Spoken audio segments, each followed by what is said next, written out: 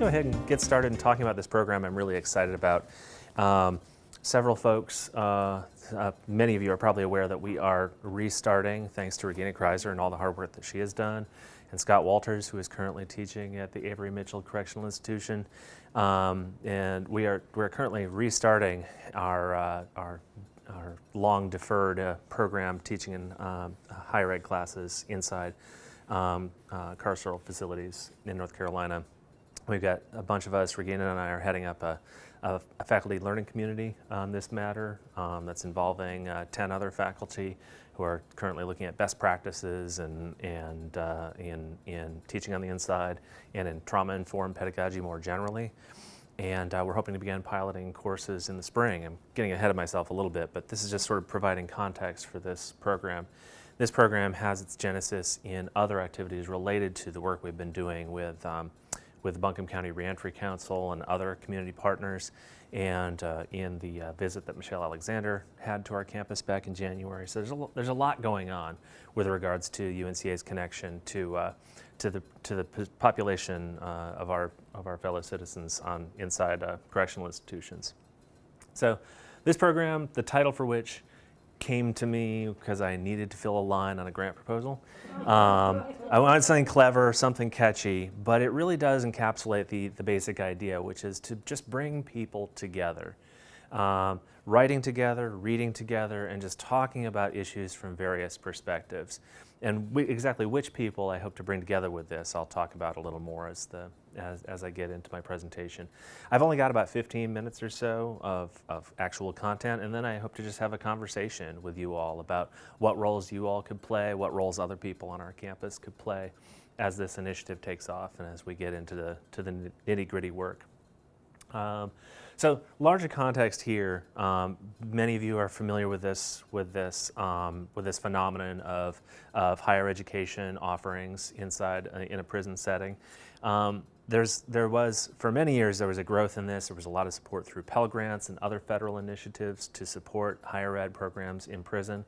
And then there was a decay in the support for such programs. I think it was in the mid-90s we started to see corresponding very coincidentally, or perhaps not, with tough on crime legislation that began to take away funding for a lot of these opportunities.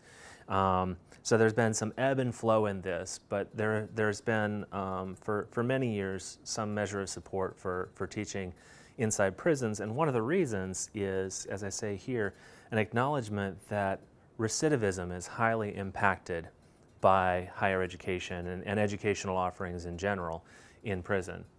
That is, the rate at which people, upon release, are likely to go back into prison to become repeat offenders is significantly reduced if people have access to even high school level classes, let alone college level classes. And the greater the educational opportunities, the lower the recidivism rate for the folks who receive those opportunities and take advantage of them. And this is compelling. As I say here, it has multi-partisan appeal. It's compelling not just because it reduces the recidivism rate, but because it then in turn reduces the cost of incarceration. It is very expensive to incarcerate individuals. It is not the cheapest proposition. In fact, it's a lot cheaper to prevent incarceration in the first place through various means. Prison education, I don't remember exactly what the dollar figure is. I'm sure Regina's got it off the top of her head, but nope, never mind. Prison education has a strong multiplier effect. Every dollar spent on a prison education program results in savings, significantly greater savings, many dollars in savings later on in terms of reduced levels of incarceration due to lower recidivism rates. So there is broad-based appeal for this just from a fiscal point of view, but also from the point of from a humanitarian point of view, from a point of view that I hope appeals to all of us who teach, who have chosen to teach and work at an institution that values its commitment to the public. So there are lots of reasons we want to have higher ed programs in prison. Now, as I mentioned before, we are working very hard to reestablish a prison education program we had back in the day. I think it was in 2000, I don't remember the exact history, it was 2007, 2008, if I recall, was the last year that we offered this. Those folks who have been here a while, Herman, you might remember, I don't remember the exact date. but we lost our funding, and this is really all about the money. We have since, again through the efforts of Regina Kreiser, have put in a proposal for support through the Laughing Gull Foundation that we hope will carry us through a 3-year program working with the Avery Mitchell Correctional Institution. And this isn't just piecemeal offerings. This would be a coherent program of study that the students would be able to take as a body of courses that would give them a leg up if they were to, upon release, transfer into an institution in the state system, for instance, or UNCA perhaps. We worked hard at tailoring a proposed curriculum that would enable them to get particular majors quite easily, to have satisfied most of their liberal arts core, for instance, if they were to transfer to UNCA. And we're looking for that to begin in spring of 2019, pending the support that we're waiting on from the Laughing Gull Foundation. Meanwhile, and again in the follow-up to the visit that we had from Michelle Alexander back in January 2019, or 18 this year, getting ahead of myself, literally. We teamed up with the Buncombe County Reentry Council to have a really an interesting opportunity. There were a lot of different community-wide reading circles. There were some learning circles on campus. I was involved in several other discussion groups with Buncombe County schools, Asheville City schools, but I think the one that was the most powerful for me, the most moving for me, was a reading group that Regina put together, and I know Laura Meadows took part in. Paula, were you there for any of this activity? When we got together with folks with the Buncombe County Reentry Council, there were students, staff, and faculty from UNCA got together with people who were represented by the Buncombe County Reentry Council, in particular their coordinator, Brent Bailey, who was an amazing person. And we sat down and we read The New Jim Crow together, Michelle Alexander's signature book. And we had discussions about this, and we learned an amazing amount. Those of us who had never been on the inside, those of us who are not offenders, were able to get the perspective of people who had served time, and were able to literally embody many of the things we were just reading about in the book.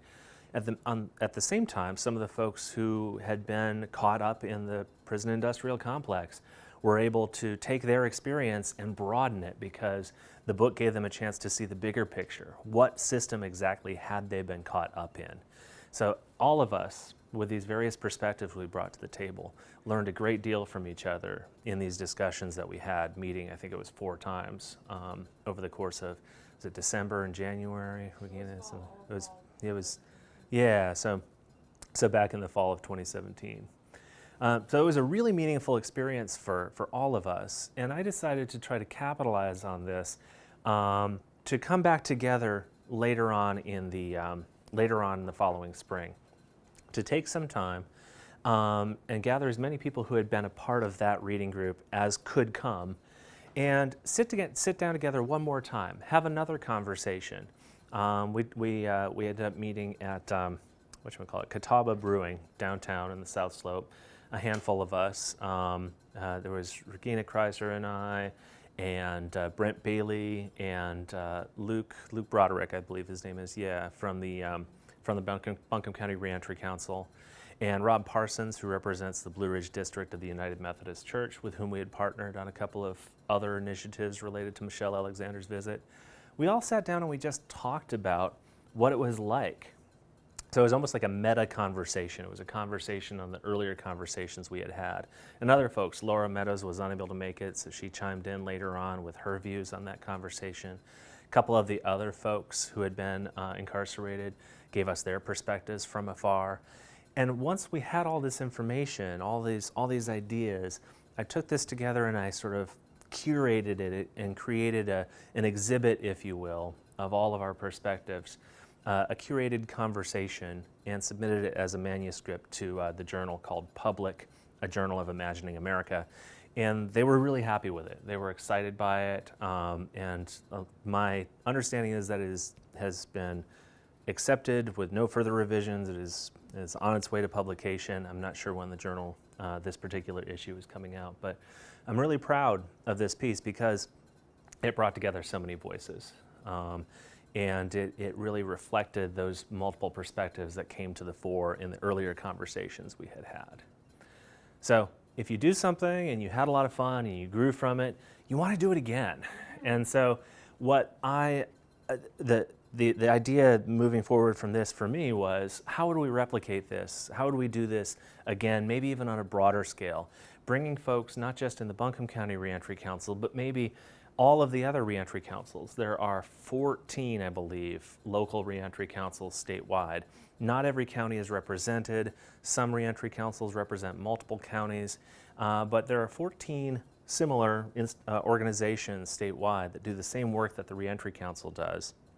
And I should have mentioned the goal, the mission of the Reentry Council is to ease that transition from prison to broader society once folks are released from prison, to help them meet all their needs, to re-register to vote, to find housing, to get access to educational opportunities, et cetera. Any of the needs that these folks have coming out of prison, which are very complicated because of the Byzantine systems of laws that we put in place. So all of these reentry councils, could we bring them all together? And could we bring in, where possible and where applicable, can we bring in the local school community? Can we bring in Asheville City Schools, Buncombe County Schools, so that folks of all ages bring their perspectives? Obviously, there are some legal issues when you have minors and former felons who are working together on a project. Those are things that I've begun to navigate with the help of some of our liaisons with Asheville City Schools, seeing what's possible and what is not. But my understanding is that there is a lot we can do to bring these communities together. And the core of this is the same idea that we had in reading Michelle Alexander together, and that is reading a common text and reflecting on it somehow. Having a very broad sort of reflection to give everyone the maximal latitude in responding, so that they don't feel like they're constrained by a particular medium or constrained by a particular point of view. And so the timeline for this is we're in the beginning stages of this. We're looking at beginning in October, November, folks will read a common text together, and they will engage with one another to the greatest extent possible. Obviously, we're talking about a statewide program. If I were to receive, and I have applied for funding to support this, I'll say a little bit in a moment. If I were to receive this support, I might be able to go across the state and have sort of local area meetings across the state. So in-person meetings would be ideal. But when that's not possible, there are lots of opportunities to use teleconferencing software and platforms to help us get together virtually if we can't get together in person. So reading together, and just like we did with Michelle Alexander, meeting from time to time to talk about our views and to interrogate and understand the reading better by assuming one another's perspectives. And then after that, having the chance, another month or two after that, so we're talking maybe December and January now, everyone has a chance to go off on their own, to interact with each other, to continue that interaction if desired, but to go off on their own and reflect and respond to their experience, respond to the reading, respond to their engagement of the reading with others, respond to others' perspectives on that reading, and to write poetry or prose or some other, creative medium. Again, no restraints really, no constraints, so that folks have, feel as though they have maximal opportunity to express themselves as authentically and as truly as possible. And then come February through maybe March and April, start to edit this together, to take a few folks who are willing to put forth the time, and again, with the support that I hope to get to remunerate them somehow for their time, to get together a few folks who represent different communities who are involved in this and have an editorial staff that kind of tries to bring it all together, much as we brought together this piece for the Journal Public. What would this look like? What would this curated conversation, all of these voices expressing themselves in different ways, to have some sort of a volume, a signature piece that represents all the work that we've done and all the thoughts that we've had and how we've all grown together. So the book that we've identified as as a core text for this is one that's broadly accessible, which is one of the reasons that we've chosen it. Harper Lee's novel *To Kill a Mockingbird*, as I'm sure every person in the room has read at some point. Not only is it accessible, but it's relevant. It's still, even though it's 60, 70 years old at this point, it's still timely in many ways. It's an American classic that has many points of entry. There are lots of different ways to approach this, whether you're talking a middle school lit class, or whether you're talking someone who has been on the inside for 10 or 15 years and has seen a completely different side of the criminal justice system than someone can only imagine sitting in a classroom. So our hope is that this book will be a very good core text around which people can gather and share their perspectives with one another. So where we are now, as I said, I'm at the point where I've identified collaborations with, there are 5 local reentry councils who are tentatively on board with this, 3 that seem particularly excited and are helping me identify individuals who will, specific individuals who will read with me and write with me and other folks. I've identified a couple of folks in the middle school, a couple of folks in the high school, Asheville Middle and Asheville High, who are on board. And I've yet to have conversations with Buncombe County schools, but I'm hoping to extend there as well. And among the faculty, one of the purposes of this brown bag is to figure out who among the faculty might be interested in taking part in this. And the PEN America Writing for Social Justice Fellowship, for which I applied a month or so ago, I should hear from that in the next month or so. If I am successful in that application, I'll definitely have some funding to support this, make it a lot more robust, and enable me to do, like I said, in-person meetups rather than virtual meetups, which might make the experience all the richer. And enable, as I said, more meaningful remuneration for those folks. I'm hesitant to ask a time commitment from folks maybe who are recently released or maybe even still on the inside. I don't want to take time commitment from them to do this work without, in some fashion, remunerating them. So as I said, one of my ulterior motives here is to recruit. And if you yourself are not interested in taking part, if you know anyone who is, or to go back into your respective departments and communities and say, hey, here's this thing that's going on, would you be interested? The problem with approaching the usual suspects is, and I have approached the usual suspects, some of them are in this room, but the problem with approaching the usual suspects is you never get to meet the unusual suspects, and those are the perspectives that are really interesting. So if you're interested in finding out more, you all know who I am. I think I know every person in the room at this point, and you can contact me. I'd love to hear from you. And at this point, I just welcome any questions you have about this program or this opportunity. Thanks for your time and thanks for coming.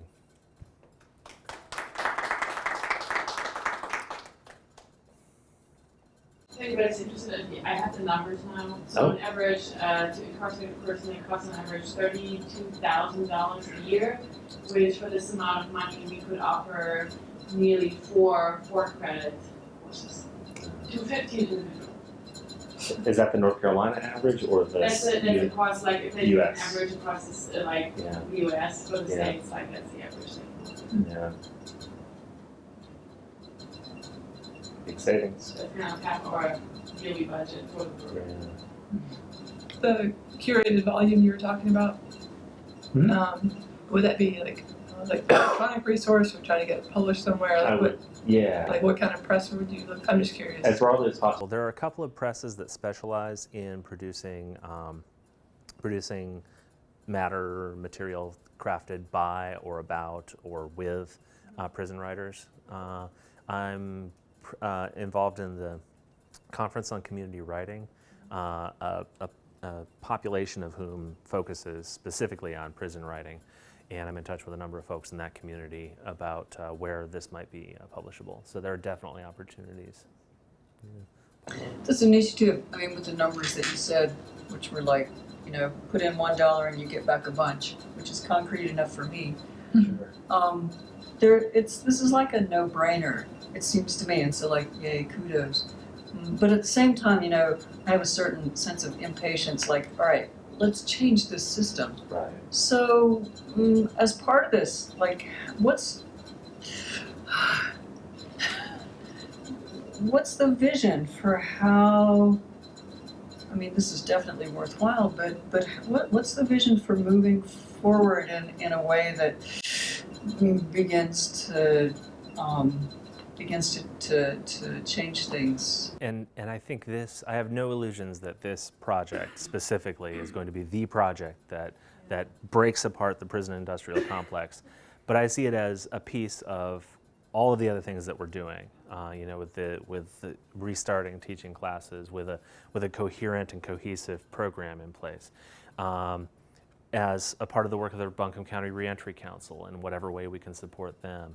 All the other projects that we have related to the prison community, it's a piece of this. It's certainly not the whole story, but what role I think it can serve is an advocacy role, an opportunity to elevate voices that typically are silenced. They have no voice, and to be able to bring that to a regional or even national level is I think a really powerful advocacy.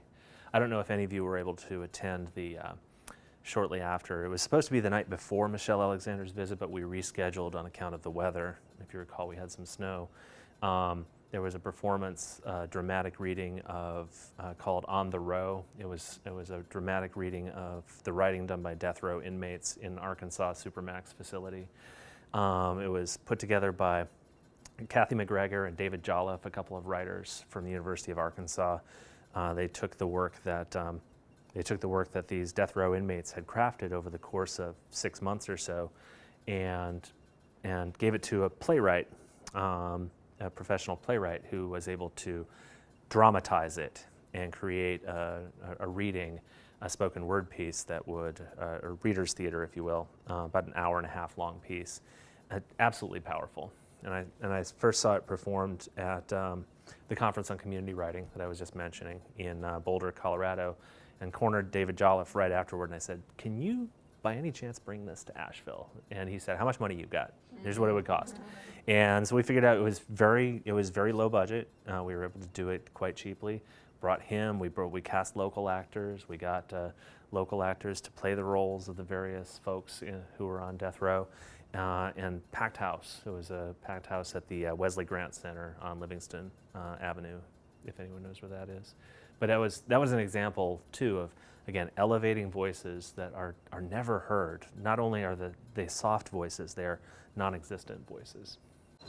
And if I may add, I think in addition to elevating voices, both of those projects are also very much about connections, right? Creating connections between people who usually do not communicate, like the students on this campus, the staff and faculty. Very rarely do we communicate with this specific population in Asheville, which is quite significant, or Buncombe County. There are very select few, but on the broad basis, those are not necessarily conversations that are happening. And I think this is the first part because, divide and conquer is a very common method, and I think as long as individual groups are not communicating with each other, it's very easy to keep the status quo. But once we are starting to communicate, once people who have a little more power, social power, understand actually the needs that are out there and that we can serve. And especially UNC Asheville as a public liberal arts university, we have a very clear call to action here to serve this population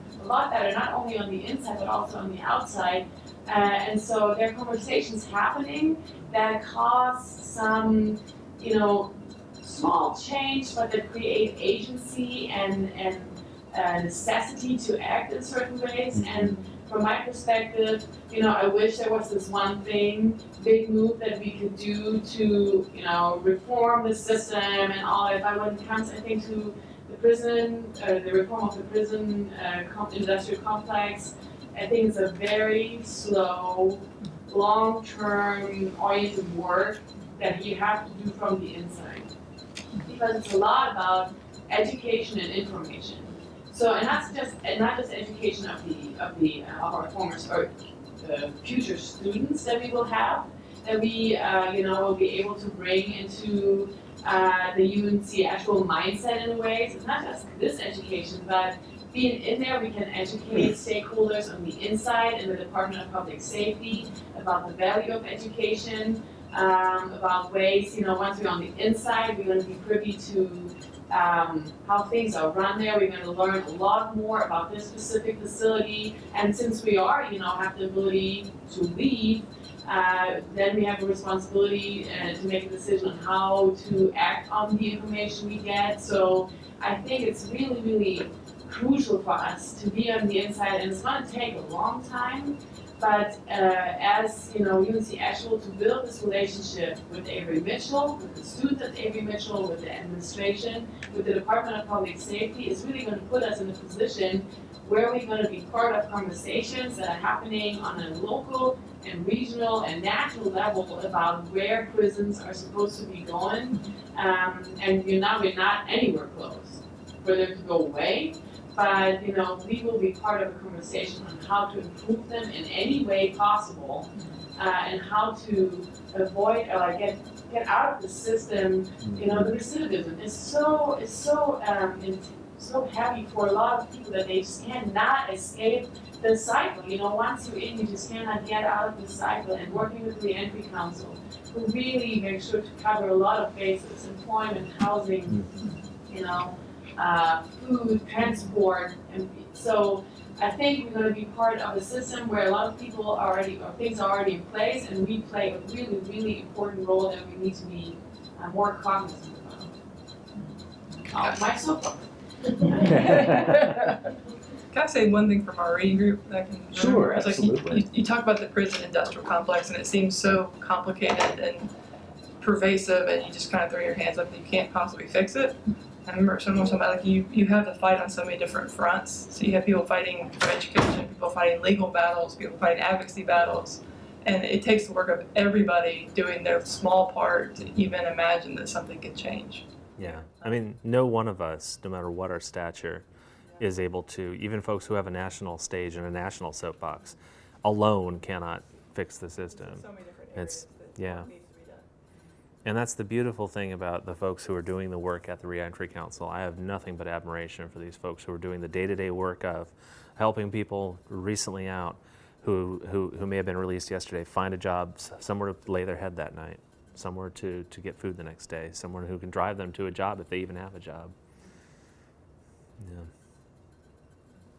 Yeah, Paula. One of the things that Regina was mentioning caused me to remember that you're also building community for these people, a sort of alternative community. What is it? Your future based on the people that you're surrounded by. And so now these folks that have been, in a box have a whole different set of people to interact with. And I think, the further I get in my career as an educator, the more I believe that our primary, it seems so old-fashioned, but it's so simple. I think our primary goal as educators should be to help people become well-informed, engaged citizens. And whatever that means, it's a very broad definition. But especially as a public liberal arts institution, we have not just an opportunity, but an obligation to help prepare our students and other folks with whom our students and we work to understand community, to understand citizenship and what it entails, and to become meaningful contributors to those communities. I think you're absolutely right, Paula. I think understanding what it means to be a part of a community, to be a citizen of whatever communities you find yourself in, and bringing together, my hope is that this project brings together such a broad, so many representatives of so many different communities that it broadens our definition of community, it broadens our definition of citizenship, and helps not just the folks who are coming out of prison understand their role as citizens, but helps us understand our role vis-a-vis all the people with whom we interact, and helps these middle schoolers, high schoolers who are just learning for the first time what it means to be a citizen, narrowly conceived of our society, broadening it for them to help them recognize that there are communities that they don't interact with on a daily basis. And it can have a powerful effect.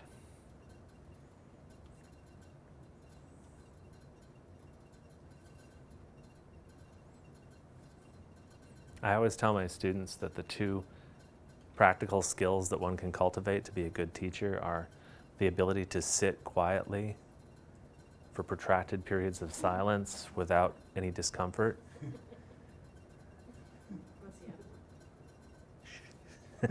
and the ability to make an ass of oneself in front of a large group of people. Those are the two things. If you can do those two things, those are the practical skills. Everything else is just fill in the details. Well, I appreciate everyone coming today. Again, if you have any questions, shoot me an email. If you're interested in getting involved, or pass my email along. You know, rent a biplane to pull a banner across the sky or something. But I want to get this off the ground and hope I can get a lot of cool people involved. Thank you.